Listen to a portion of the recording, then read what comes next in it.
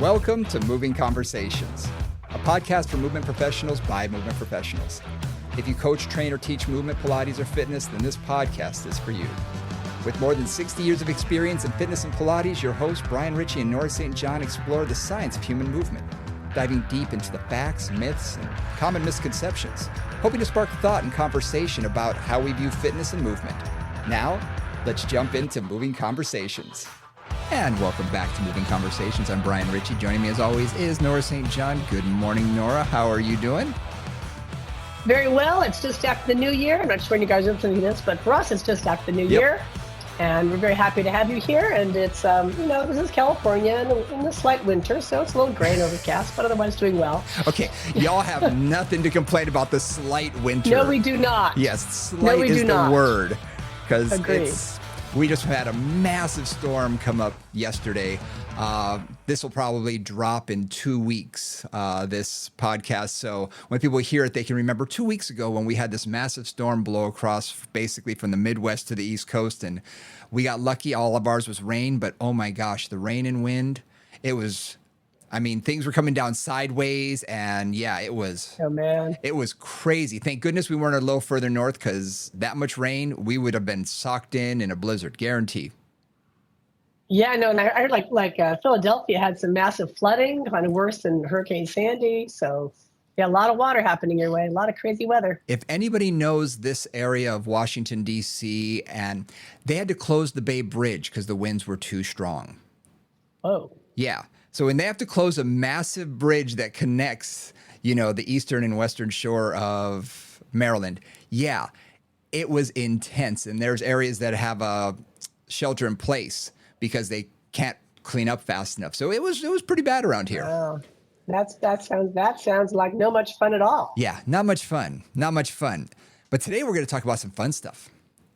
We are going to talk about some fun stuff. Yeah, we're going to wrap up, not tie up. We're going to wrap up our talk on fascia. Now, when I say that, I'm saying I guarantee that we're not covering everything there is about fascia, and that we're going to revisit this, a few months down the road, 6 months, a year from now. We'll probably have new information or want to revisit this because it's such an important topic, and a topic that is in the news a lot more than it ever has been.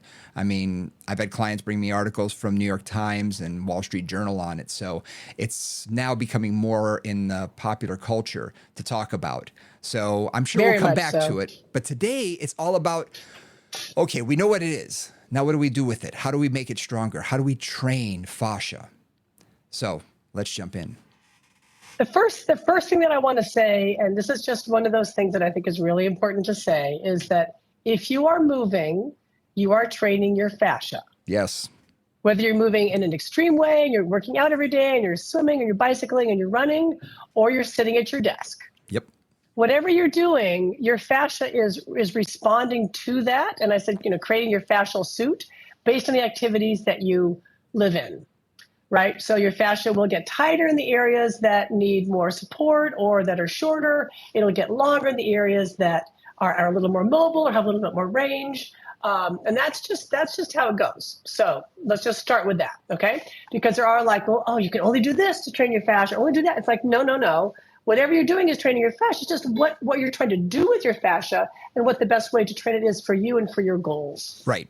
And that's a great way to put it, is if you think about it, those people who do nothing, they're still training their fascia. They're training it to be tighter. They're training it to be irregular. Yeah. They're, deconditioning it technically, but they are, in a sense, training it to do what it's responding to what they're doing to it on a regular basis, which is nothing. Right. Just sitting.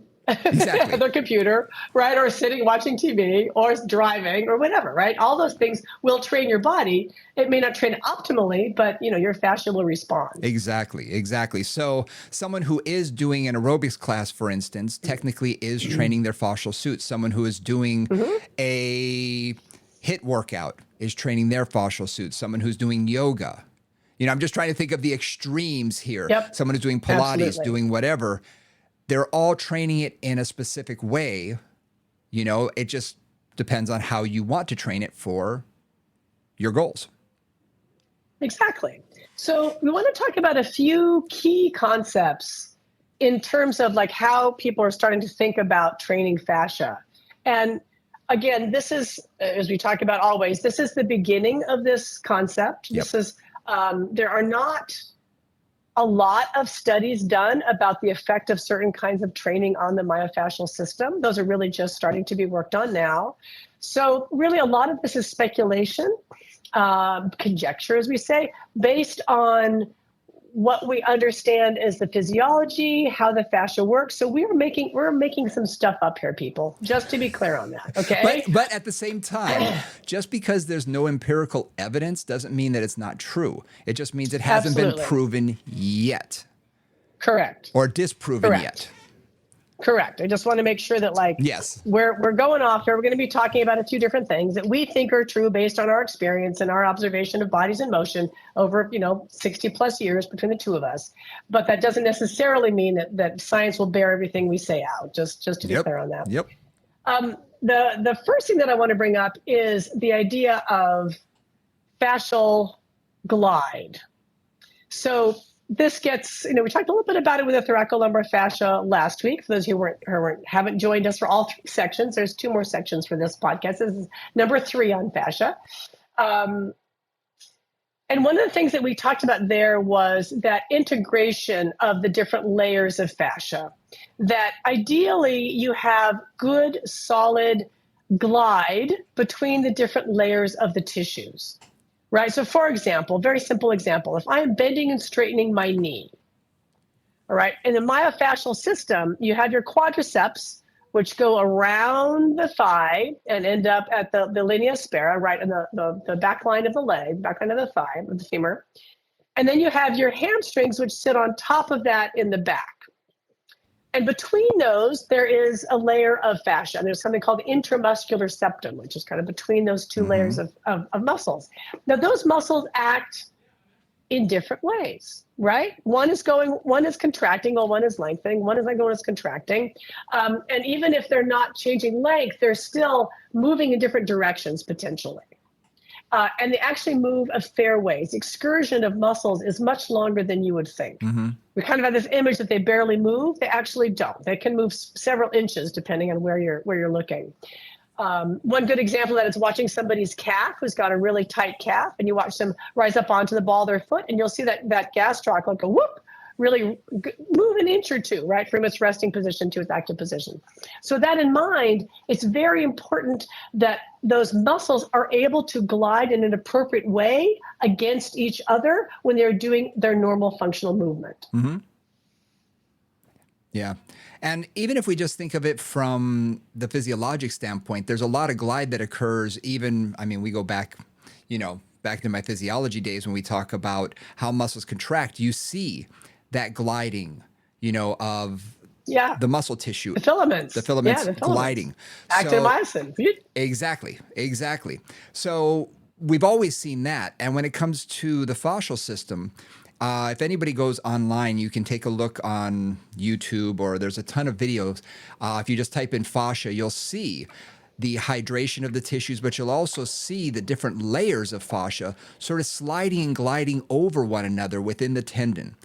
And you can see how it needs to do that in order so that the muscle has a great excursion and it's not so short. Because if you think of all the tissues that are in there when it comes to arteries and nerves, veins, these are things that need to be able to move and stretch and glide and slide properly in order to have a lot of excursion for the muscle to actually contract. Because if you think about, if everybody just takes and lengthens their arm and then flexes their bicep and then shortens it, you can see that's quite a bit of excursion. That muscle actually comes up quite a bit. Like you said, the gastroc does. It has to in order to move the arm. So that tissue needs to have that amount of glide and slide to it. And the ways that we develop, so we talked a little bit at the end of last session about scar tissue. We talked more specifically about like scars that come through to the skin. Yeah. But we also can create scar tissue within the bellies of the muscle. Yes, this is a lot of where hypertrophy happens. Yes, some through building muscle tissue, some through building scar tissue within the muscle. So that can go either way. And sometimes that scar tissue within the muscle can decrease the glide of the muscle at every level. I mean, both between the myofibrils, between the actual muscle fibers, and then between that muscle and the ones next to it. You think about lactic acid, right? That kind of post-workout aches and pains. Some of that is because you've got lactic acid buildup in the muscles and the myofascial tissue that is painful, apparently, when you move it. Okay. Now, the other thing, too, about that glide is if, again, from the first time, we talked a bit about the proprioceptive system of the fascia. And what I say about that is, or what I mean by that is, a lot of how the body knows where it is in space, along with our Golgi tendon organs and our muscle spindle fiber, muscle spindles, is it knows it because of the change in water pressure between the layers of the fascia as the muscles move. Okay. So that tells the body how fast it's moving, how much the muscles are contracting, what direction it's going. Like that is a tremendously complicated system. And there is a huge number of nerve endings within the fascia all around the myofascial system. Yeah. So if you have, right, so if things aren't working well, if things are sticky, if things aren't moving well, if you're losing mobility in an area for whatever reason, that will decrease that proprioceptive feedback. It will decrease the coordination of the tissues. It will decrease the glide and the slide and the grace of your movement. And just so someone who, we all have those clients who are very unbody aware. They seem to like have no proprioception as to where their body is in space whatsoever. For those clients, there may be a little bit less, I'm going to say, lack of communication within their own system. But even in a high-level athlete, when you get some scarring and you get something that's going to block some of that proprioception and some of that communication, that can lead to that hitch in your giddy up where you're going to see on one side they're not moving as smoothly, that the muscle may not be contracting as much. I was working with a client today who had he's had numerous knee surgeries, and you can visibly see the scarring within the muscle. You can see where there's divots, where he's had some muscle removed, obviously, and other areas that have been sewn together. And he says he still feels a lot of knee pain. And I can see it. I'm thinking, well, there's still a lot of scarring going on there. That is always going to be there because he wants it to feel like the other knee that's had no surgery. And I'm like, well, I don't think it's ever going to feel the exact same because, like I say, when I stretch it, when I see it contract, you can see a portion of it contract nice and smooth, and another part that seems to be flat, that seems to be not really communicating very well. Yep. That's classic, right? Yeah. I mean, that's exactly what we're talking about is when there is that kind of damage, and it doesn't even have to be that major. That sounds fairly major. But, I think about, we talked a little bit about this last time, think about post-pregnant women who've had a C-section. Again, what's that going to do to that whole system? Talking about somebody who's had liposuction and the way that can scar the tissue down. So there's lots of things that can keep that glide from happening at a kind of major level and a more of a minor level. I think about there's an athlete that I worked with who was a throwing athlete, and one of the things, he was a pitcher. And one of the things about pitchers, and you'll see this if you ever see a slow motion shot of pitchers, is their external rotation in their shoulder. Oh my gosh. Is unbelievable. Unreal. Right? It's like the arm goes back and it's like the hand is down close to their waist or at least halfway through to their ribs. Volleyball players too. Right. So, yeah, anybody who does those kind of back and tennis players also oftentimes, right? They've got that same kind of for a serve, same thing. So that really changes the structure of the myofascia in the shoulder girdle. And generally, they will have a lot of external rotation and not a lot of internal rotation. Do you find that is primarily just on that one side, or does it sort of cross over a little bit to the other side as well? Or is it just that's the side that's been trained for it so much that that's going to have that incredible range of motion, and the other side is pretty much normal?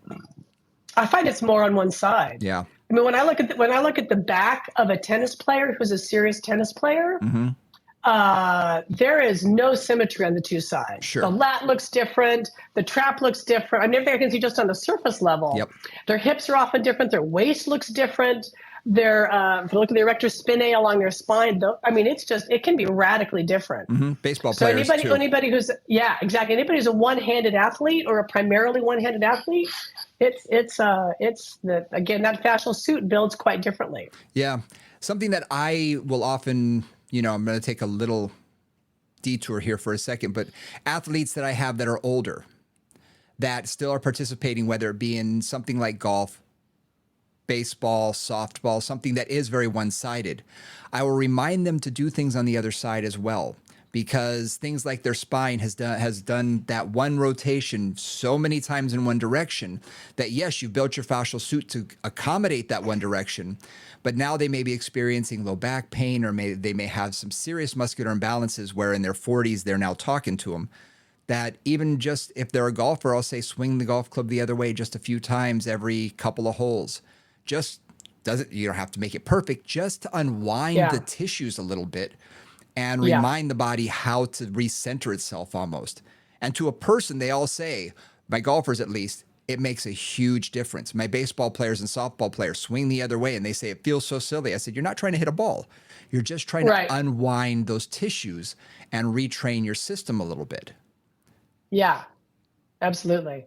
Those are both really great examples, because I find, as a Pilates teacher, a lot of when I've worked with high level athletes, especially not during their performing season, my job is simply to do the best I can to balance out the imbalances of their sport. Yeah. Work on their left side if they're right-handed, work on their torso rotation to the left if they rotate to the right, and just try to get things a little more even. Because again, to your point with your older athletes, those patterns get stuck. And as long as you're staying fit and you're staying active and you're doing it, you may be able to tolerate that depending on your body structure. But there's often some point where like that imbalance starts to beat you up a little bit. Yeah. Yeah. And it needs to be rebalanced at a certain point in one's life often. Yeah. We had a very, very high level Olympic figure skater that was training out of my facility for a while. And it was interesting watching with the rotations, because he needed his body to rotate in one direction. And he was not doing quads, but he was doing triples and things. So he had to generate so much power. And he was primarily doing Pilates. And it was generating so much power and rotation, but it was only one direction. That's all he needed to focus on. And for someone like that, I was caught in a conundrum talking with the instructor that was working with him. I said, do you only train that one way because that's what he needs for his sport today, because he's going to Worlds in 3 months or whatever it is? Or do we train the other side as well to balance that out, to prevent down the road? There's a balance out there. Well, I think periodicity or training clients, athletes like that. I know I've trained a lot of synchronized swimmers, particularly that were in competition season. That was kind of something I worked with a lot. A few skiers, some tennis players, a lot of golfers and stuff. And one of the things that I learned was during competition season, kind of don't mess with things. Exactly. I would give them a very balanced program, right? I would give them a very balanced program, but I'd be fairly bilateral symmetrical, letting the dominant side do whatever it's going to do, working on whatever skills they needed to maintain or to work on, or strength or whatever. But I really wouldn't do a lot of correctives unless they were in that post-performance period. If there was like a 2 months off or 3 months off when they're kind of recovering and doing that, that's when I would do any correctives I was going to do, which meaning correcting some of those habitual patterns from their sport. Yep. And then once they get back into competition season, it's like hands off. Yeah. Yeah. I've dealt with a few coaches when I've had a couple of professional athletes of, various sports, where the coach just says, I just need you to get them back on the field. I don't need you to do anything more than that right now. Exactly. Yes. You can deal with the other stuff later, but right now we need him back. So it's like, I understand. Yes, sir. Okay. So yeah, I could get that. So when it comes to scarring and things like that, we also see things like muscle tears, where the scarring can be within the muscle itself, where you can literally see if it was a serious enough tear within the belly of the muscle. But we also have tears that occur within the tendons. And which the case, musculotendinous junction. Yeah.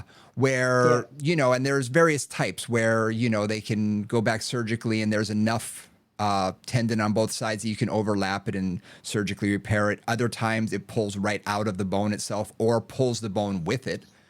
So there's various types of tears. And from the fascial point of view, we've been talking about trying to make sure everything sort of gets in alignment and everything. But in that sense, when we're talking about scar, we want to create scarring in that sense. We want that scarring to lay down heavies to create greater strength. Wouldn't you agree? Yes. Yes. You do. I mean, that scarring is useful. I mean, the body scars itself up because it's trying to close something that needs to be closed. Right. I mean, that's its job, whether it's a break in the skin or whether it's a break in a muscle. Scarring is designed to bring those ends back together, whether it's skin, whether it's bone or muscle tissue or tendon or anything. Like any of the situations, you're trying to bring those ends back together and have them grow back, which is often a very complicated and kind of chaotic process for a while. And things don't always end up in the way that they used to end up. Yeah. Right. And when things are healed, you often will hear someone say, well, it'll be stronger than it was before. Right. And in certain regards, like a broken bone, you can have that where the bone itself is going to grow and sort of fuse itself stronger in that one spot. Whereas in a ligament, though, you don't seem to have that, because there's no blood supply. Right. So you're not getting that regeneration. It's not a very dynamic tissue. Yeah, blood and muscle are very dynamic tissues. Ligaments are not very dynamic tissues in that sense. Yeah, but tendons that tear and you're able to surgically repair them, they will come back stronger than they did before because of that scarring. Yeah, and because they're well innervated and they're well blood supplied. Yeah. Right. They're designed to heal. One thing that's interesting to bring up here, I think this is a good place to talk a bit about how you maintain that glide. Yeah. Right. So thinking about glide, a lot of this it's pretty simple, and yet it's simple, but you've got to commit to it. And what I say by that is you got to get multiplanar. You have to get out of the sagittal plane or whatever plane you typically work in. So ideally, you're really doing some multiplanar work, some rotational work, some lateral flexion, along with some flexion and extension, right? So making sure that all of the planes of motion are covered in your workout. I think that's a really critical piece that I find is missing on so many of my clients, that they just don't ever rotate. Like they just don't. And that means that those systems that are very important for functional movement, for sure, are not getting the nourishment that they need and not getting the communication that they need and not then getting the coordination that they need to work well. Yeah. We've been talking a lot about three-dimensional movement and whole body movements, moving our body through space. And you said it perfectly, rotation is such a huge component of that. That gentleman I was talking about with the knee, a physical therapist, is who sent him to me because he had run out of ideas. He was just saying, you know what? There's nothing more I can do. I want you to work on as much closed chain, three-dimensional, full body. Let's see if that helps. So everything I do is all about trying to get him out of the sagittal plane, trying to get him into rotation so that his knee can stabilize from varying points of view. So no matter where he's going to have the force applied, his knee can stabilize. Yeah, absolutely. And how important that is.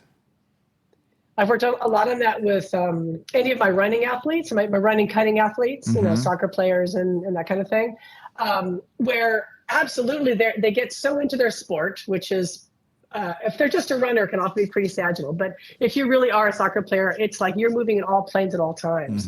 And recovery for them, especially after something like a knee or a hip or an ankle problem, is you have got to get them comfortable with those limbs going in those rather extreme ranges. External rotation and deep knee flexion on one side, or a deep lunge forward, or whatever it is. You've got to really work on getting those pieces comfortable and creating the support and the basic stability in all those other positions. Absolutely. And also the confidence within the athlete, or when I say athlete, it could be, 45-year-old who's, just goes out once a week and, plays soccer, but blows his knee out. He wants to get back to it. He's got to be able to trust that knee.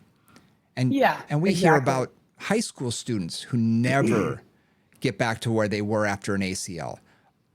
Professional players never get 100% back to where they were after an ACL or a meniscal tear or whatever. So it's getting that confidence back as well as training them from those, all those different angles, making sure that they're going to be able to cut, pivot, twist, lunge, squat, all those different movements that are required, constantly when you're out there playing. And that's where glide, so multiplanar motion for sure to get glide going. Also basically working on mobility. Mm-hmm. And by mobility, I don't just mean stretching in the more traditional sense or flexibility work, although that is absolutely fantastic, but also adding in the component of perhaps self-massage, myofascial release, Mm-hmm. Roller work, ball work, those kind of things. Yes. Very often you can make progress, and I'm going to say this quite bluntly, you can make progress with a range of motion through stretching alone. Mm-hmm. It's a slow process. Yeah. I think it can be quite a slow process, but it's a slower process.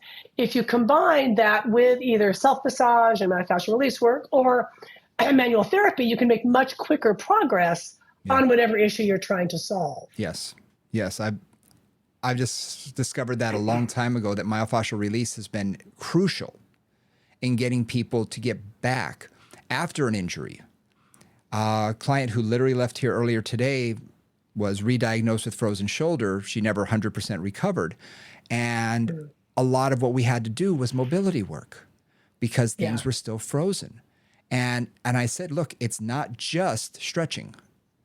Yes, you need the active, but you need the passive as well, which is why you need someone who's good at body work and how to properly use a release ball or a foam roller to get the body to release what you need it to and to do it properly. Because too many people, I find, I'm sure you've seen the same thing when you're rolling your IT band, are just going up and down and up and down and up and down. They do it 10 times and they're done.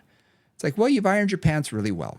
Other than that, you really haven't done a whole lot to the tissue itself, I find. Well, let's dive into that. Because I think this is one of those topics that you will hear literally every possible viewpoint on. Absolutely. So I'm going to throw out several different things that I've learned from my years in looking at fascia. So one of the things is when you stimulate an area through touch. Mm-hmm. So if you roll over an area, whether it's with the ball or a roller or anything else or somebody else's hands, that is a neurological stimulation. Sure. Now that alone may allow that muscle tissue to relax and to lengthen. It might not, but it might. Mm-hmm. That is not a tissue change. That is a neurological change. Mm-hmm. Okay, neurological changes can be like, instantaneous more or less, but they're not necessarily going to last unless the tissue changes also occur. Yep. Right?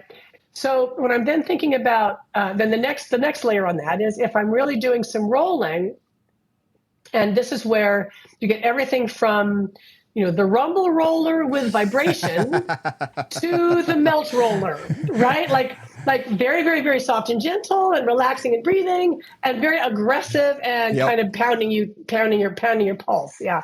Or pounding you to a pulp. Yep. So there is that whole range. And honestly, I'm not going to dive into my particular opinions about it. I think my experience has been different amounts of pressure work for different clients in different ways. Yes. Okay.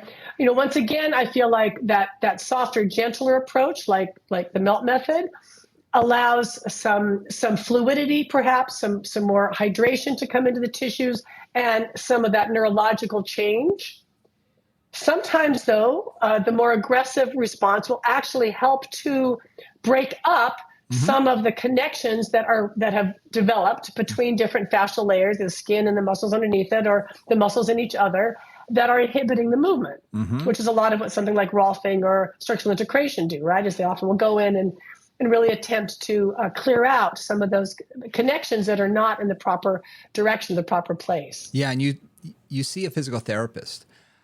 They're going to go in deep. They're going to go in with their elbow. They're not doing it really. Exactly.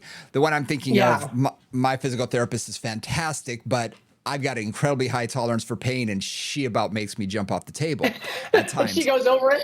But I got to say, it gets the job done. What I tell a lot of clients is, look, if it seems to be working for you, the harder foam roller, go ahead, use it. I have no Yeah. problem with that. For the beginner, for someone who's just starting out, I find the softer one, they'll be more compliant to doing it on their own because they don't feel like they're hurting themselves as much. Exactly. The harder foam roller causes them too much discomfort, which causes their tissues to tighten up, so they never get to relax. Yes. So you use the softer one, and yes, it hurts at the beginning, but after about a week or two, they're like, oh, I can finally relax on this. And you know what? For some people, that's enough. They can actually get in and feel that the tissues are relaxing and that things are starting to release. Hey, if they're compliant and they're doing it at home, I'm happy camper. Yeah, exactly. And that's kind of been my take, is it's like I give you a soft towards a kind of a medium roller to start with. If that works, fine, great. If we need to go up, there's many options in terms of going up and getting more intense about it.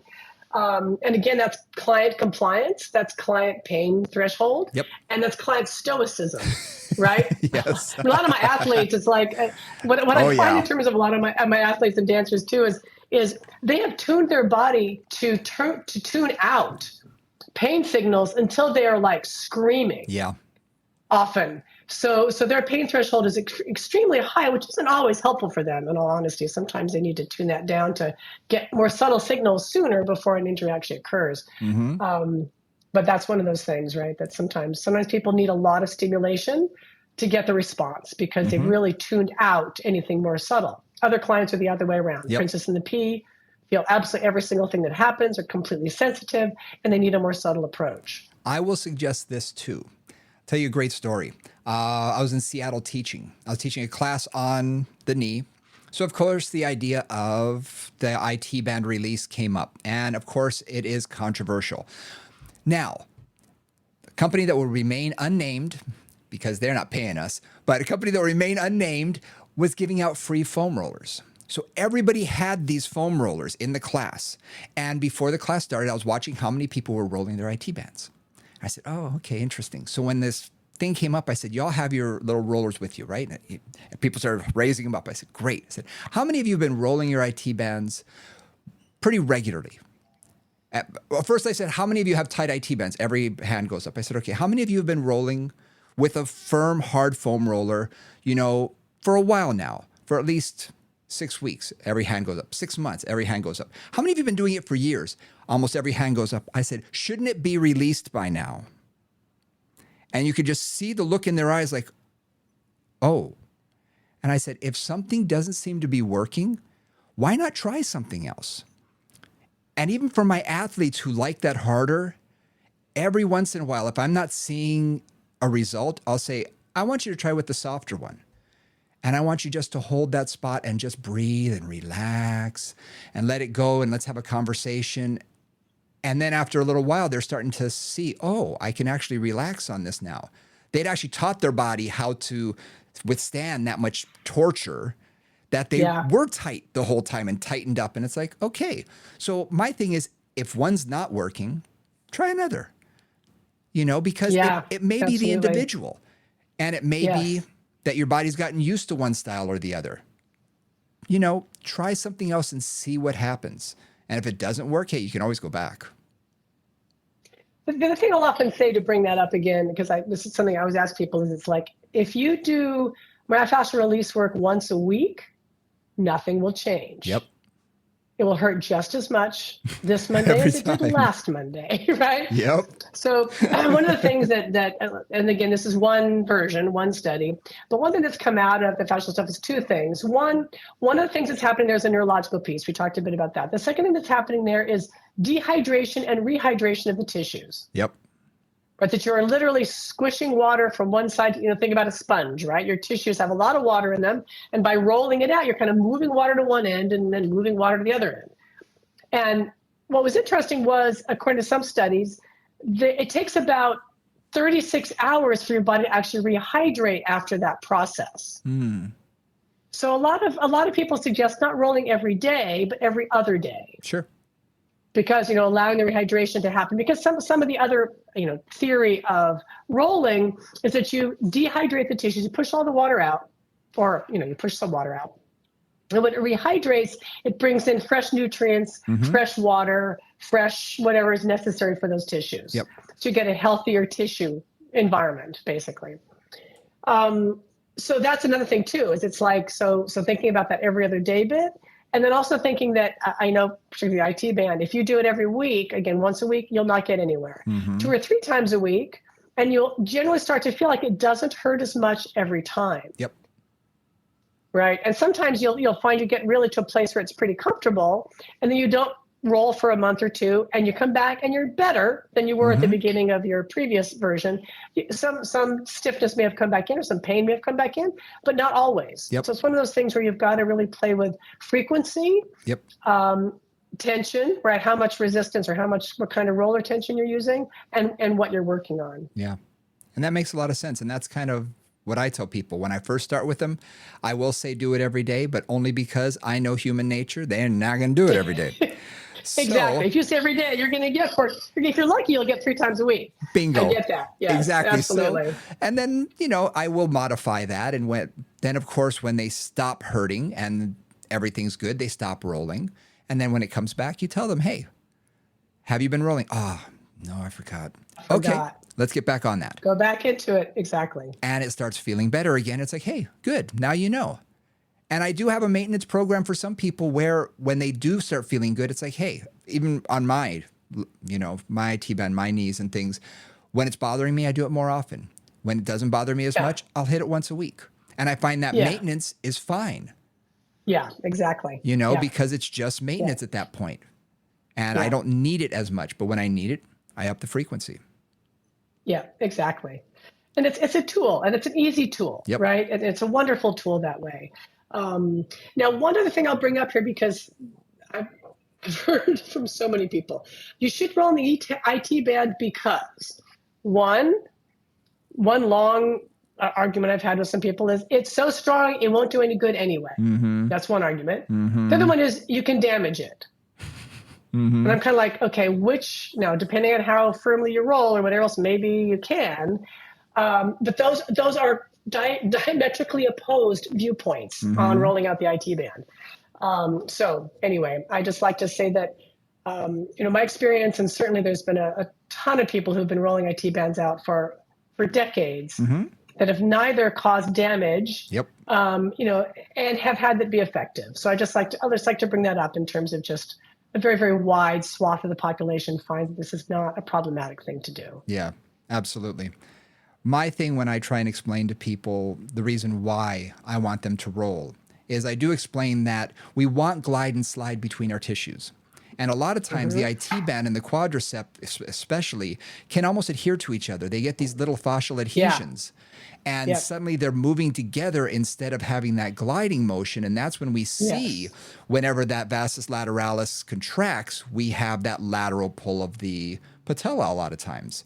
And so I say when you find those hot spots, those could be those little fascial adhesions. And that's really what I'm trying to get rid of is if it's a rubber band with 20 knots in it, well, if you release 10 of those, guess what? Everything loosens up a little bit. And you may not get rid of all of them, but if you can just get things to slide and glide a little easier in that area, things seem to calm down. And to me, that's always made more sense to get rid of those fascial adhesions, and then things can move better. Right, and that's where you have to be a little bit more aggressive. Yeah. I mean, you can do some of that through just breathing on a soft roller, but some of that is a little bit of a mechanical process of actually breaking down those tissues to some extent, right?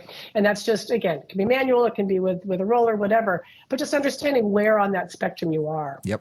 Now, one other thing about mobility, there's a lot of discussion also in mobility land about a long stretch versus a short stretch, a ballistic stretch versus a held stretch. Yin yoga, where you're holding for 3 to 5 minutes. Lots of different ways to think about that. And once again, I'm going to say one of those non-satisfying answers, and this depends on the body I'm working with. Absolutely. Some bodies absolutely love long stretches and tolerate them extremely well and do a great job with them, and they really can help their mobility and help them maintain their processes. Other people that I work with, particularly my hypermobile clients or my clients that are like, dancers, and many of my yogis for that matter, can have so much mobility that for them to hold for that long disorients the muscle tissue, disorients the myofascial tissue. Interesting. I've seen that a few times, particularly in the shoulders. That it's like mobility work is not always something that I focus on for them. I really focus on strength, proprioception, awareness, lots of multiplanar motion. Because if I focus too much on mobility for them, they'll come out of the stretch and it's like they can't move their arm. Right. They can, but it's like it's lost that integration with the rest of the system. Sure. I had a conversation when I was a baby trainer. I was just into this, and a physical therapist was also a trainer at night, did it part-time. And I was talking about stretching hamstrings. And of course, my thing was more is always better and get them to go farther. And she just said, how functional is beyond 90 for your average person? And it was the first time. And of course, I'm trying to argue with her. And then later on, I'm thinking that's really true, that there is an optimum range of motion that every joint needs to have, or should have, doesn't need to, but should have. And going beyond that on a regular basis, or establishing your mobility beyond that for no real goal in mind. If it's for performance or whatnot, I understand that. But if it's not, it may lead to more dysfunction than function. Well, especially if the body hasn't integrated that new length and doesn't know what to do with it. Right. Which gets us to the other piece, which is, we talked about glide, we talked about myofascial release, but the other piece of that is coordinated motion. So multiplanar motion, motion that is, again, using the whole body. Also things like bouncing versus smooth, right? We talked about that, yeah. Versus smooth, right? But those are really different ways to move, and those train the fascial system a little differently. Well, that goes into that elastic recoil that we covered the last session, the last podcast. So why don't we get into that now? Because that goes against a lot of what we had originally thought of in training, where they said don't ever bounce, in especially a stretch, never bounce. Right. Things, yep. And all of that. But I'm also thinking, what if you're doing like jump squats? Well, aren't you just doing basically loading, exploding, loading, exploding, and you can do that in many different ways. Or a kettlebell swing. I mean, you're really loading tissues and exploding. And it's bouncing, but it's not jerky, and it's not, that, I don't know how to describe it, but that motion that is herky-jerky, I guess. Yeah, that works. Yeah. So elastic recoil, we talked again a little bit about in our first session. Just a little brief review. Did we talk about the rat study? I don't think we got into that study. Okay. So this came out of this one study done with rats, and this always entertains me, so I have to tell the whole story. So what they basically did was they took a little biopsy of a rat's Achilles tendon, okay? And you can do that on a rat, not so like do it on a human. And they looked at the organization of the tissues. And in a rat that wasn't jump trained, and I'll talk about that in a minute, the tissues were fairly chaotic. I talk about that kind of felty quality, right? They weren't really very organized. Then they did jump training. So what they basically did was have the rat's food kind of higher up, so the rat had to jump and hit a paddle so the food would come down, something like that, right? So they had to jump to get a reward. So the rats were jumping fairly regularly because that's how they fed themselves. And then they would do a biopsy. Then they did a biopsy of the tendon tissue after the rat had done their jump training, which again I find slightly hilarious. And what they found was that tendon tissue had completely reorganized to more like a crimp. So I think of it as knitted almost, if any of you are familiar with knitting, which many of you aren't. But basically it's kind of like a loop, like a valley and then a mountain and then a valley and then a mountain. Ruffles have ridges. There we go. Exactly. There we go. Thank you. There we go. The ruffles view. And that basically the tissues then organized in this more crypt-like fashion, which gave them more spring. Yeah. So this is the simple analogy I use is if you have a shirt that is a woven shirt, a woven cotton shirt, for example, and you pull it and it doesn't have any, lycra in it, it won't stretch much. Right? Because those fibers are felt, doesn't stretch either. If you've got felt anywhere, that doesn't stretch either. But you think about a knitted sweater, or you think about a knitted item of clothing for fitness, which is a whole lot of knits in fitness, that has flexibility. And And it's because of that crimped quality of the tissues and of the material that allows it to have that ability to expand and contract. Mm-hmm. Does that make sense? Absolutely. Absolutely. Okay. So, excuse me, the same thing apparently happens in humans. When we go out there and start jumping around or running or anything that's kind of ballistically timed in terms of the body, walking will not do it. Swimming will absolutely not do it. But something like, running, jogging, jumping, something in that range, the reformer, footwork on there, the shuttle, the footwork on there, where you really are moving and you're pushing off the foot and you're landing and you're pushing off and landing with a certain timing. Right. That's a critical piece. And those of you joining us at home, you can stand up and play with this yourself. So if you stand up and you jump and you find a rhythm that you can maintain that jump, right? Jump, jump, jump, jump, jump, jump, jump, whatever your speed is. Pogoing. It's not that hard. What? Like a pogo. Like a pogo, right? It's not that hard. You kind of bounce, bounce, bounce, bounce, Yep. bounce. Excuse me a second. So yeah, my wife and I joke all the time that when we go to that music, a lot of times nowadays, if you listen to it, the popular stuff is almost stuff that you can pogo to, things that you can just go boing, boing, boing, boing, go up and down and up and down. And it's very interesting that that's become one of those interesting, things that, like I say, in popular music, we see it. And it's something that in classes you could actually create that. You could really put that into your group exercise type class where you're doing more of that jumping.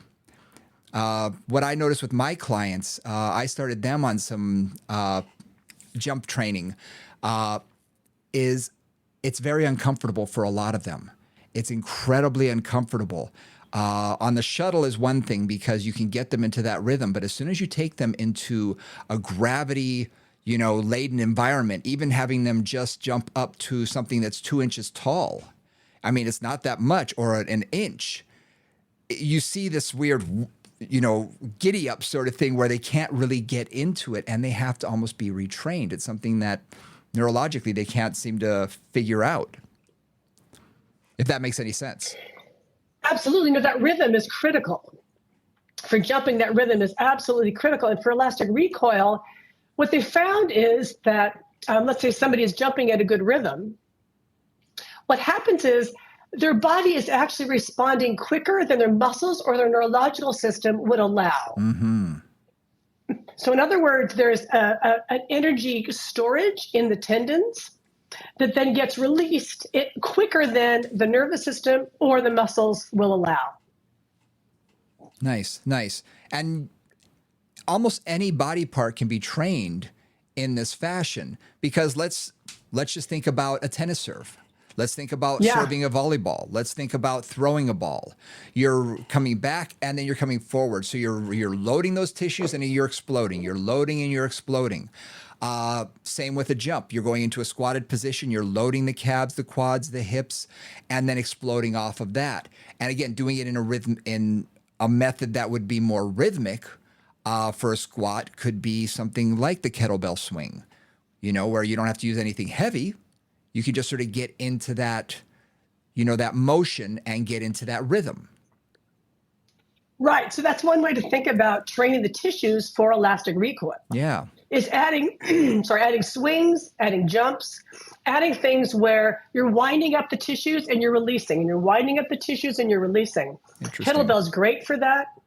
Band work can be great for that. Jumping can be great for that. Excuse me a second.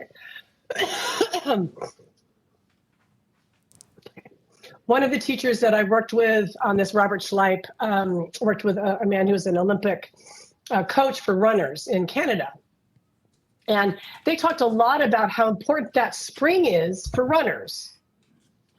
Right, that they've got to be able to spring off the ground, and that spring has that's what actually creates the speed and the timing. Absolutely. Not anything else. And they would do things like exactly that. They would have them run, and they'd have them really work on just that spring piece. Mm-hmm. And that really allowed them to have a lot more pliability and a lot more speed and resilience.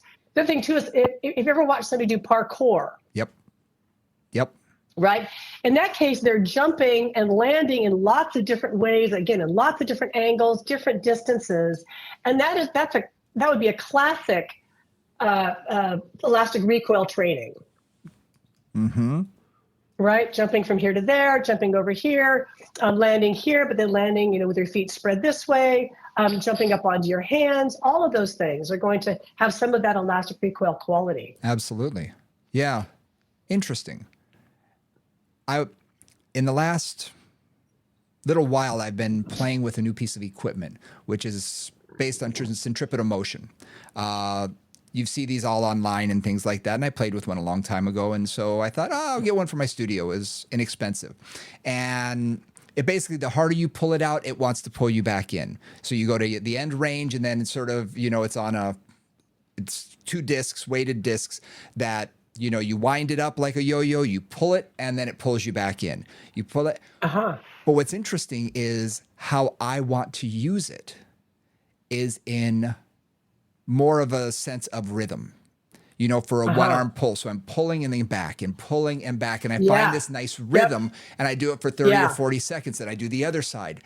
And with my body, especially because the harder you pull, the harder it pulls you back. It's pulling me back. So I'm getting all the resistance in the eccentric contraction.